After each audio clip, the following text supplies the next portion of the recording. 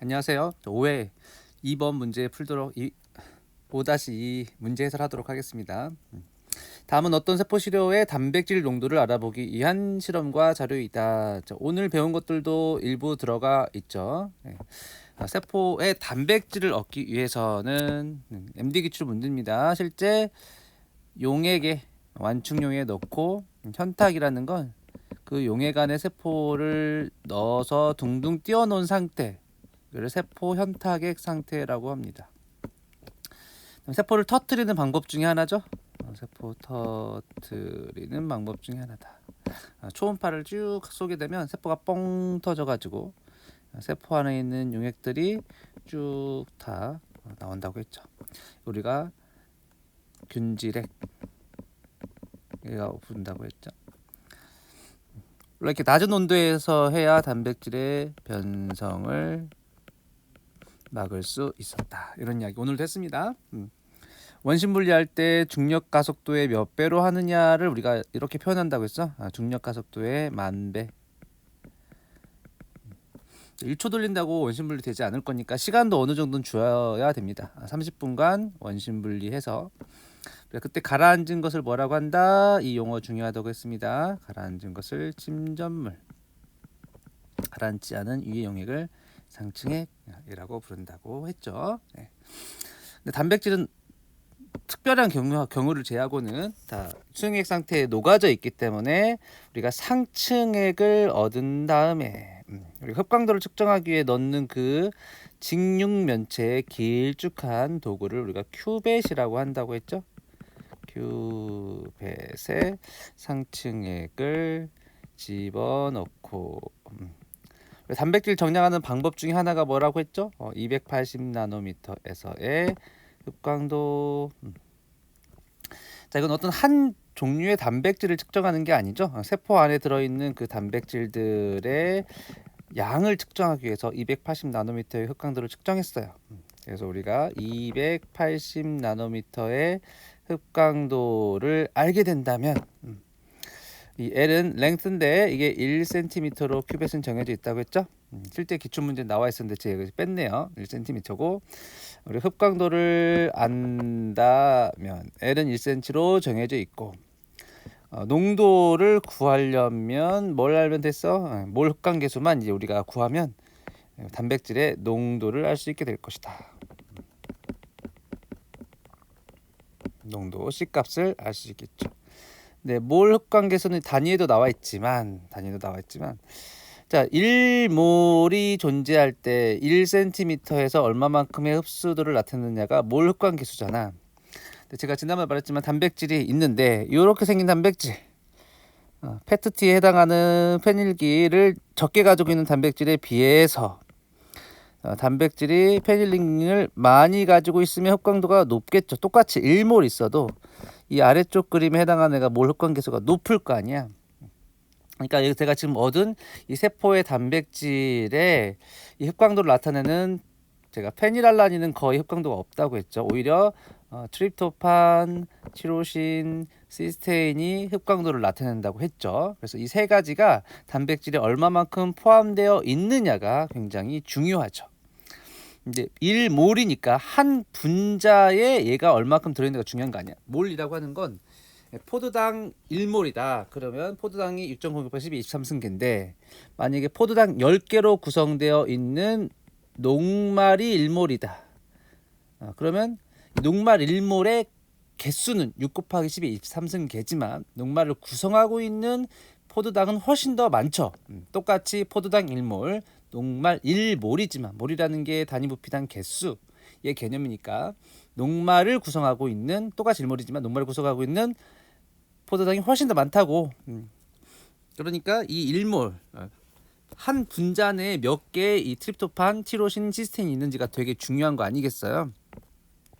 그래서 이 아미노산의 몇 마 정도의 평균 빈도로 여러 가지 단백질이 섞여 있으니까 그 단백질 내에 이 280 흡광도를 나타내는 아미노산이 어떤 비율로 있는지가 중요하고, 이건 비율인 거고, 그런데 그 분자 하나가 가진 이 아미노산에 의해서 몰입관계수가 정해져 있잖아. 근데 이 세포 내 단백질은 여러 가지가 있겠지만 평균 300개의 아미노산을 가지니까 한 분자의 단백질에는 타이로신이 6, 3, 18 18개가 있을 거고, 트립토판은 2, 3은 6 6개가 있을 거고, 시스테인은 8, 3, 24 24개가 있지 않겠냐는 거지.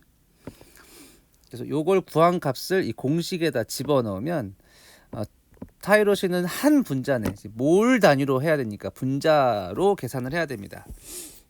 타이로신이 18개가 있고 거기다 합관계수를 구하기 위해서 주어진 공식 5,500을 그냥 곱하면 된다고요. 여기서는 얘가 더 흡수를 잘하기 때문에 5,500이라는 값을 그냥 알려준 겁니다. 그 다음에 트립토판은 한 분자는 6개가 있는데 1500이라는 숫자를 곱하면 되고요. 시스테인은 24에다가 125를 곱하면 됩니다. 다 곱해가지고 계산한 값은 뭐 계산기를 도드리면 되겠죠. 제가 아래 계산을 해 놓았는데, 이렇게 하면 몰 흡관계소 입실론은 11만 1000 퍼몰 센티미터가 나오죠. ECL 1 센티미터는 흡광도 뭐가 나왔다고 했어요? 이제 알려줬죠. 1.11이 나왔다고 한다.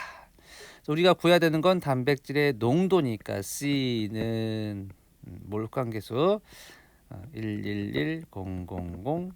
그다음에 분모에 있었는데 일단 그렇게 하지 말고 이거 곱해서 얘네 없애버리면 몰만 남게 되는데, 다시 또 얘로 나눴으니까 몰은 분자로 올라가겠죠. 그래서 이걸 계산하면 10의 마이너스 5승몰, 단위 전환시키면 마이크로몰은 10의 마이너스 6승이죠. 10의 마이너스 5승 곱하기 1몰은 10의 6승 마이크로몰이니까, 죄송해요, 이렇게 하는 게 아니지. 1몰은 10의 6승 마이크로몰이니까 이 둘 계산하면 10 마이크로몰이 나오죠. 답은 10 마이크로몰이 되겠습니다. 이시료 안에는 단백질이 10 마이크로몰 있다. 이렇게 답을 하시면 되겠습니다. 끝. 자, 두 번째 11번이라고 되어 있는 문제. 단백질의 특성을 알아보기 위해서 SDS 페이지를 한 것이다. 피트 기출 문제죠. 11번도 피트 기출 문제가 되겠습니다. 자, X는 150개 아미노산 잔기로 이루어진 단백질이고, 그래서 그림은 이렇게 모식도처럼 그려져 있지만 사실은 아미노산 드드드드드 이렇게 해가지고 아미노산 되어 있겠죠. 한 개의 시스테인 잔기를 가진다. 시스테인은 그 작용기가 SH로 되어 있죠. SH로. 그래서 몇 번째 아미노산인지 모르지만 그 아미노산 중에 하나가 시스테인이기 때문에 SH가 작용기가 바깥으로 나와 있는 겁니다. 그다음에 Y는 이 시스테인만 세린으로 바꾼 거죠. 시스테인기를 세린으로 바꿨다고 했는데, 시스테인 잔기가 세린이라고 돼 있지만 여기 출제자는 시스테인만, 나머지 다 똑같고 세린으로 바뀌었다는 뜻입니다. 세린 때문에 작용기가 OH로 되어 있죠. 자, 오늘 융합 단백질 배웠죠? Z는 두 개의 Y가 펩타이드 결합으로 연결되어 있는 융합 단백질이다. 오늘 배웠네요. 그래서 요렇게가 Y 한 분자, 펩타이드 결합 요렇게가 또 Y 한 분자. 그러니까 Z는 300개의 아미노산으로 구성되어 있고, 얘는 150개고 얘는 150개 아미노산으로 구성되어 있겠죠. 어떻게 한다고? X는 150개를 알려줬고 Y는 시스테인을 세린으로 전환시켰으니까 개수는 똑같죠. Z는 그걸 2배 했으니까. 그래서 여기서부터 또 오늘 제가 지난번에 알려준 걸로 얘네들의 크기 구할 수 있어요. 150개 아미노산 곱하기 아미노산 평균 분자량이 110 달톤이니까 이 곱하면 16,500이 나오거든요. 이건 16.5 킬로 달톤이 됩니다. 얘도 마찬가지로 16.5 킬로 달톤의 크기가 될 것이고, 얘는 33 킬로 달톤이 될 것이다. 그래서 이 각각 X, Y, G를 환원 상태와 비환원 상태에서 전기운동한다라고 했는데, 이게 이제 함정이긴 한데 실제 그렇지. 이 Z를 한 분자 넣었다고는 안 했잖아. Z가 여러 분자 있는 상태만 걔를 비환원 상태, 산화 상태에 두면 X와 X가 이항화 결합하기 때문에 마치 Z처럼 크기가 2배가 될 수가 있겠죠.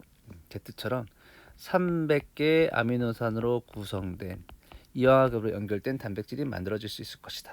그리고 나머지 Y나 Z는 산화 환원 상태에 따라서 바뀌지 않죠. 이거는 지식형입니다. 미리 우리가 공부되어 있어야 돼요. 설프들가 있으면서 산화 환원, 내가 전기운동할 때 환원, 비환원 상태 나올 수 있다고 했으니까 여기서 달라질 수 있는 건 Z밖에 없네. 이걸 이용해서 우리가 아래 결과에서 지금 세 가지 1, 2, 3이 뭐뭐뭐 중에 하나예요. XY, Z 중에 하나인데 그때 환원과 비환원에서 달라지게 나타날 수 있는 것은 X밖에 없으니까 1번인 X만 환원과 비환원 상태에서 크기가 다르게 나타날 수 있는 거죠. 근데 이것도 외우고 있어야 돼요. 환원 상태에서는 X가 설포이드르기, X 설포이드르기 이렇게 나눠졌으니까 16.5kDalton 근처에서 그 밴드가 나타나게 되는 거고요. 비환원 상태 산화시키면 X 설포이드르기가 아니라 X 이항화 결합이니까 두 개가 공유결합적으로 연결된 형태니까 300개 아미노산처럼 되어 있으니까 위에 나타날 거라는 거지. 자, 근데 이 실제 두 개가 연결된 300개 아미노산을 가지고 있는 이 G 같은 경우는 상황에 상관없이 항상 300 아미노산 곱하기 110달톤 하면 33kDalton에서 나옵니다. 그래서 정확히 한번 잘 보세요, 여러분들. 눈을 조그맣게 뜨고 잘 보시면 이 Z에 해당하는 애는 30kDalton보다는 약간 위에 있어요. 33kDalton이기 때문에 그렇습니다. 늘 그 위치에 있는 이 3번 조건이 Z 단백질이 되는 거죠. 33kDalton이네. 그래서 Z가 3번이라는 걸 알 수 있고 환원과 비환원과 상관없이 계속 16.5kDalton으로 나오기 때문에 2번이 Y인 거고 환원, 비환원 조건에 의해서 크기가 다르게 나타나는 애가 X니까 1번이 X일 것이다 이렇게 할 수 있고 여기서 물어보지 않았지만 제가 해설에 지금 썼지 1번 조건이 비환원 조건, 2번 조건이 환원 조건이라는 것도 실제 기출문제에서는 물어봤던 내용이 되겠습니다. 자, 그 다음에 이거는 시험에서 안 물어봤죠. 여러분들이 디테일을 알고 있었으면 좋겠어서 제가 2번을 낸 거죠. 자, 그러면 1번의 요 아이도 300 아미노산으로 된 300 아미노산 되어 있는 33kDalton일 텐데 왜 위치가 정확히 잘 보면 자, 마음의 눈까지로 안 봐도 다 잘 보이죠? 정확히 딱 보면 어떻게 돼 있어요? 크기가 30보다 작게 관찰되죠. 그 이유를 2번에서 물어봤습니다. 실험 결과 1의 1번 단백질의 크기가 3번의 B인 I와 실제로 똑같이 300개 아미노산으로 되어 있는데 왜 크기가 작게 관찰되냐? 그거는 이 1번 비환원 조건에서는 이항화 결합 때문에 똑같이 300 아미노산 되어 있지만 구조가 이 Z랑 다른 거지. Z랑 다르기 때문에 모양 때문에 그 위치가 달라진 겁니다. 크기 때문에 다른 게 아니라 1번 비환원 조건에서는 이 모양 때문에 달라서 전기운동 정도가 다른 겁니다. 이것까지 알았으면 좋겠다. 자, 이렇게 전기운동 하면 그냥 보이지 않죠? 그냥 지식형. 전기운동 한 다음에 염색 시약을 이용해서 염색했을 때 단백질이 파란색을 띠게 된 걸로 관찰됐으니까 얘는 쿠마시, 브릴리언트, 블루가 답이겠죠. 실제 피트 기출에서는 ETBR이냐 라고 물어봤죠. ETBR 아니죠? 아닙니다. 쿠마시 블루가 되겠습니다. 자, 그 다음 13번 12번이라고 되어 있는 거 이것도 피트 기출 문제입니다. 피트 기출. 자, 다음은 진핵세포에서 분비 단백질. 자, 우리 캠벨의 분비 단백질은 처음에 알리알에서 생산돼서 골지를 거쳤다가 소낭을 거쳐서 바깥으로 분비되죠. 그래서 ER이나 골지를 지나기 때문에 만약에 이 단백질이 특별한 자, 이게 아무나 N당화되고 O당화되는 건 아니긴 해요. 다 그 당화될지 여부도 그 단백질에 존재하는 아미노산 때문에 결정됩니다. 그래서 만약에 당화가 된다면 ER에서는 N-당화가 될 수 있고, 당화될 수 있다면 O-당화는 골지에서 될 수 있죠. 제가 지난번에 시험 냈습니다. O-당화는 단백질에 존재하는 세린, 트레오닌에 당화되는 거야. 근데 이것도 여러분들 세린, 트레오닌만 되는 거고, 그렇다고 또 모든 세린, 트레오닌이 있으면 다 당화가 되는 건 아닙니다. 그 앞뒤, 세린, 트레오닌 앞뒤에 있는 또 아미노산 서열, 아미노산의 서열이 특별하게 되어 있으면 그 근처에 있는 세린, 트레오닌의 OH기에 당이 붙는 당화가 일어나는 거야. 얘가 처음 만들어졌을 때는 1번처럼 되겠죠. 그림만 봐도 알 수 있죠. 처음 ER에서 만들어졌을 때는 이 1번 형태이다가 그 특별한 세린 자리가 있다면 그 세린 자리에 OH에 당화가 될 거야. 그래서 기억이처럼 먼저 되겠죠. 그러다가 기억에 또 추가적으로 붙으면, 그러니까 이게 이 세 분자가 각각 만들어지는 게 아니라 1번이 만들어진 다음에 거기에 당화가 돼서 2번처럼 되는 거고, 다시 또 당화가 돼서 3번처럼 되는 겁니다. 근데 제가 아는 만큼 보인다고 했죠. 이거를 몰라도 이 문제는 풀 수 있는데, 그 당화가 되는 그 아미노산을 S1, S2라고 했죠. 그 의미가 무슨 말이냐면, 3번에다가 제가 표시를 했는데, 이 단백질가 만약에 N말단이라고 하면 N말단 1번 아미노산, 2번 아미노산, 3번 아미노산, 4번 아미노산, 5번 아미노산. 얘도 세린이겠죠. 세린을 우리 한 글자로 표현할 때 S로 표시하잖아. 그 S의 OH에 당화가 되었는데, 이게 첫 번째 세린 자리인 거잖아. 그래서 여기를 이 사람은 S1이라고 썼었겠죠. 제가 이걸 이제 반대로 하긴 했는데, 어쨌든 세린 자리에 지금 당화가 되는 거라서 그 세린의 아미노산인 세린의 첫 글자를 따서 S라고 한 겁니다. 근데 그 같은 자리에 또 당화가 되는 게 아니라 또 다른 데 있는 세린, 제가 이 그림 여기 3번에 그렸죠. 두 번째 있는 그 세린 자리에 또 당화가 될 수 있잖아. 이 아미노산을 S2라고 했던 겁니다. 근데 이제 이 문제를 제가 이제 바꾸려고 이제 맘대로 랜덤하게 했는데, 그 S1이 기억이면 S2가 니은이겠죠. 지금 그림 보면 거기 당화가 돼 있으니까 S1이 니은이라면 그 나머지 하나인 기억이 S2겠죠. 이런 식으로 문제는 구성되어 있죠. 기억과 니은 동그라미는 각각 S1과 S2 중에 하나다. 자, 오늘 제가 웨스턴까지 나가려고 했는데 웨스턴을 못 나갔죠. 그래도 여러분들 대강은 알고 있죠? A 항체라고 하는 건 A에 결합하는 항체인데, 자, 1번은 A고 2번은 A에 당이 하나 붙은 거고 3번은 A에 당이 두 개 붙은 형태죠. 그러면 항 A 항체는 A면 모두 붙는 거니까 1번에도 붙고 2번에도 붙고 3번에도 붙습니다. 그러니까 내가 오늘 또 이거는 했죠, 그렇죠? 항체를 이용하면 그 단백질이 존재 여부를 가시화시킬 수 있다라고 했으니까 그거를 거기까지만 했다고 해도 이걸 이해할 수가 있겠죠, 여러분들이. 자, 1, 2, 3을 만약에 내가 전기용로 한다면 우리 지난 시간에 배웠습니다. 당화에 되는 거에 따라서 점점 전기용동을 여기서부터 했다면 크기가 더 크게 관찰될 거니까 얘가 1번, 얘가 2번, 얘가 3번. 지난 시간에 배운 걸로 할 수 있죠.